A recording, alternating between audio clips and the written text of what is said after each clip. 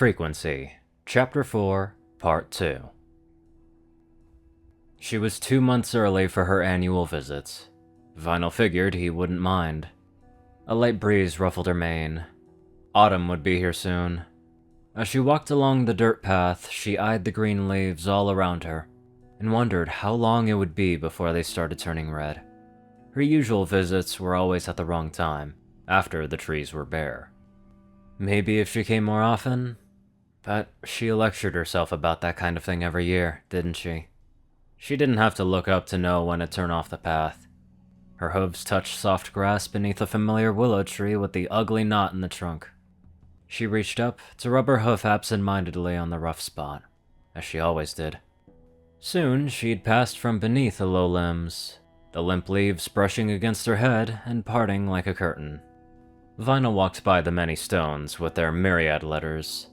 The familiar names slipped through her mind, the memories stored in her head. She used to come here once a month. Maybe she should start doing that again. No. Down that path lay misery. She found the stone, set amongst its peers just like any other. To most ponies, it was just another name, a faceless member of the 6 Feet Under Club. But to her, this stone was a gray face, a purple mane, and an exasperated smile. It was bright orange eyes, and a crescent wrench cutie mark. It was a warm body in a cold world, with a soothing voice for a lost filly. Here lies Brightweld, beloved father and brother. Hey, Dad. Vinyl's horn lit up, magic lifting a foam container off her back. She sat and let the container drop to the grass. I brought takeout this time. Yeah, I know. I didn't teach you to cook to order mystery meat in a plate full of grease. She chuckled, but it was a weak sound. My kitchen's not exactly up to some home cooking right now. The box opened and she lifted an egg roll from it. I know you never cared for Quinese, but I think you'll live, so to speak. She lay in the grass before the stone and nibbled on her food. It's not that bad, really. Not my favorite place, but it works. She took a moment to eat and listened to the sounds all around her. The birds in the trees, the wind in the leaves. For such light sounds, it all felt so heavy. I know I'm early. The tip of her hoof ran circles in the grass. I just wanted to see you, okay? A few more bites. No, nothing's wrong. Her gaze lingered on the tombstone. Her lips gradually dropped to a frown. Oh, okay, there is something. She looked out over the cemetery, her eyes passing over the myriad stones. This is a nice place. I'm glad we were able to afford it. Maybe if I ever hit the big time, I'll be able to get a spot right by you. Another bite. That's a long shot. Her gaze fell to the grassy area to the side of the tombstone. Still open, just waiting for some pony to fill it up with another rock. She hoped it would be hers. Don't look at me that way. She grumbled, picking out another egg roll. It's nothing like that. I didn't get that much from my mother. She rolled onto her back. The sky was a bright orange. The stars had yet to come out. I've been thinking about things lately. Scary things. She sighed and let the egg roll drop into her mouth. It poked up loosely from between her lips while she chewed. Just as it was about to fall, she caught it up in her magic again. I guess every pony has these fears once in a while, right? She craned her neck so she could look at the tombstone upside down. How about you? You ever think about how you might die alone? A blade of grass tickled the top of her muzzle. After a while, she relaxed, taking another bite of egg roll and staring at the sky. It's been on my mind a lot lately. I met some pony. She couldn't help but smirk. Shut up, it's not like that. With a chuckle, she added, You wishy old dog. Another bite as she sobered. Her hooves rested on her barrel. Her egg roll dropped to the grass. Dad, do you remember that night in the attic? You told me the story of why you had that radio in the first place? Her lip trembled as she closed her eyes. I remember the story. It stuck with me. We never spoke about it again, but I thought about it a lot. At first, it scared me. Then, it was just an idle curiosity. She looked to the tombstone again. I think I've met someone in a similar situation. She won't tell me the truth. The way she talks to me, it's like your story. Like you. She just wants some pony to talk to her. Some pony to make her feel like she's not alone. Her gaze returns to the darkening sky. You said you were pushed to the brink. I think she's there, Dad. I'm trying to help her, but she won't let me. Vinyl rolled back to her belly and gazed intently at the name on the stone. Some pony spoke to you. Some pony helped you. Tell me what she said that made it all better. Time passed in silence. A breeze rustled her mane. Her chin rested on the grass. I want to help her. Tell me how. Tell me what I have to say. Please, let me save her like that some pony saved you. Time went on. The world grew ever darker. Vinyl waited, her ears low as she tried to hear a voice she knew would never come. After a while, she turned onto her back once again. The stars were finally coming out. They made her smile. You always liked the stars. She set her hooves behind her head. That's why you wanted to be out here, right? She turned her head to the side, where the lonely mountain rose tall over her.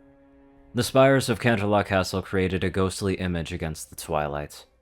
If she focused hard enough and used her imagination, she figured she could see the faint glimmer of a pair of horns. Her gaze turned back to the sky, and she could just see the moon as it peered through the trees. Vinyl smirked and shook her head. It's crazy. Addie claims she's up there, among the stars. It's ridiculous, isn't it?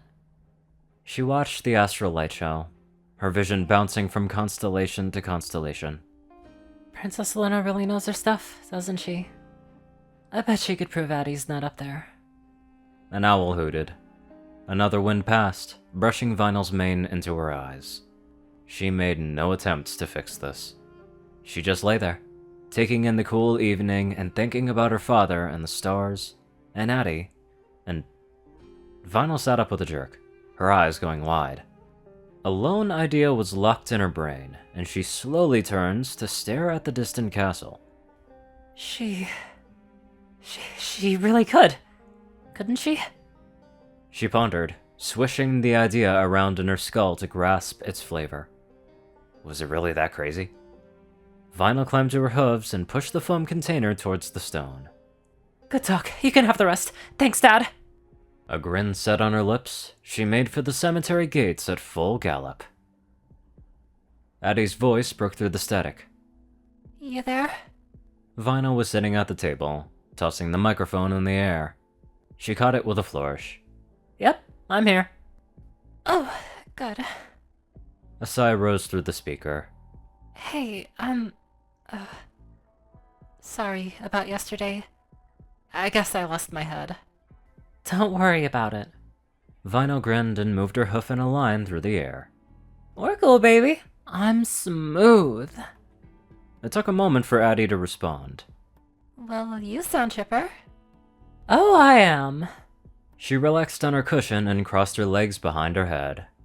Cooler than a cucumber, happier than a clown. Got more sunshine in my smile than Celestia, so on and so forth. A relieved laugh hit her ears.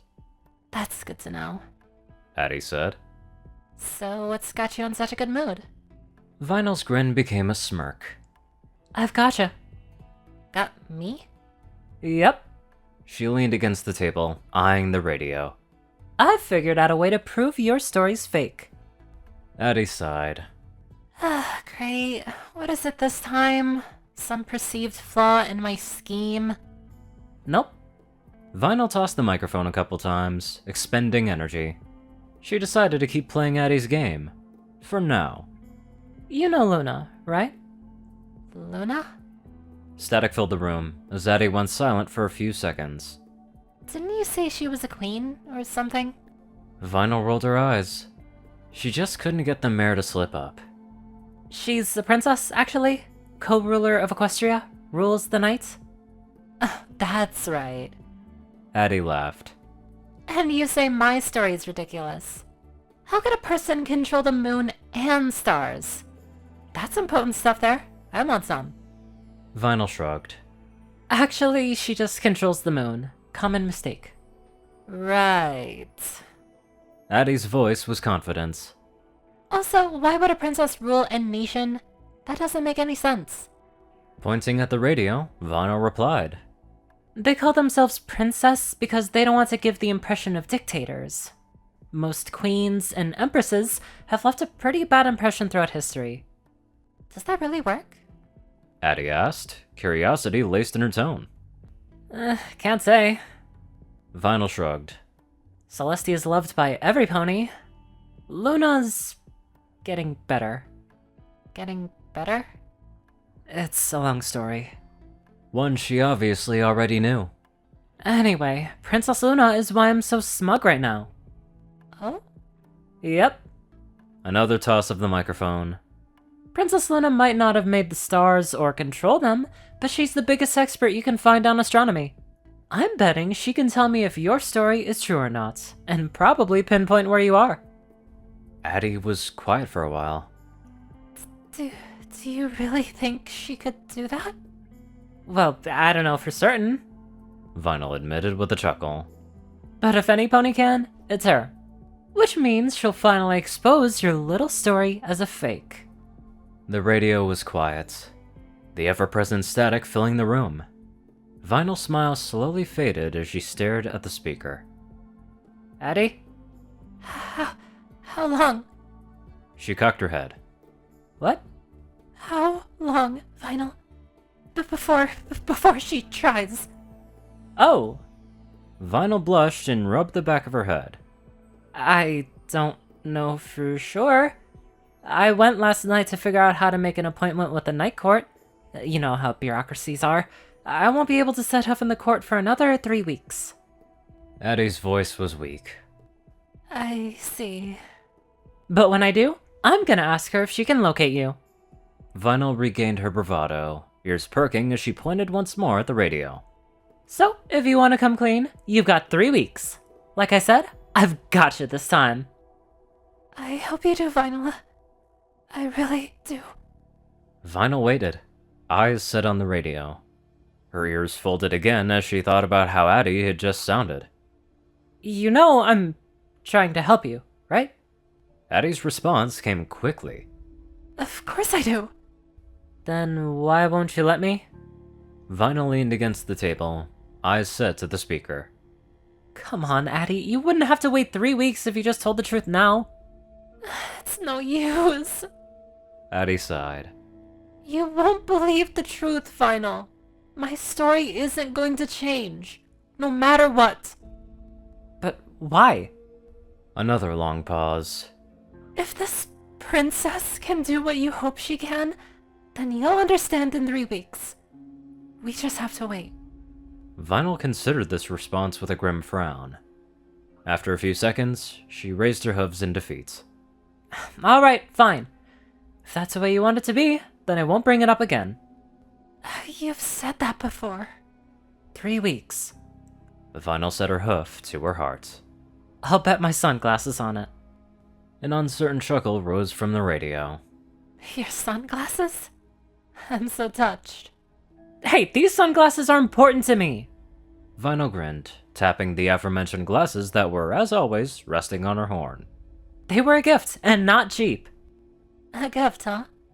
From who? My father. Addie laughed. He gave you sunglasses? Doesn't sound like such a big deal to me. Well, they are. Vinyl sat back and shrugged. They were a quinceañera present. Quinceañera? Vinyl rolled her eyes.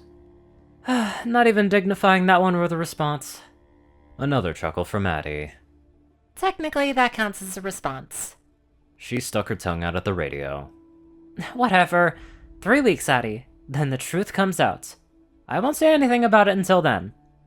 Addie's voice grew somber once more. Good. I'll be looking forward to it. Vinyl paused, There was that tone again. Me too. She whispered. I'm looking forward to it too.